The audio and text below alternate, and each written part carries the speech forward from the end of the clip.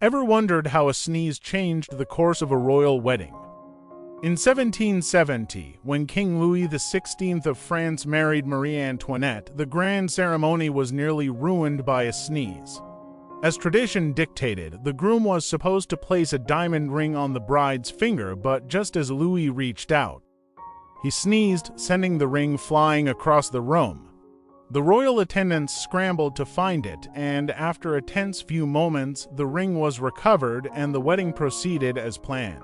It was a small mishap in what would become one of history's most famous and tragic marriages. If you liked this royal mishap, be sure to like and subscribe for more unusual and intriguing stories from history.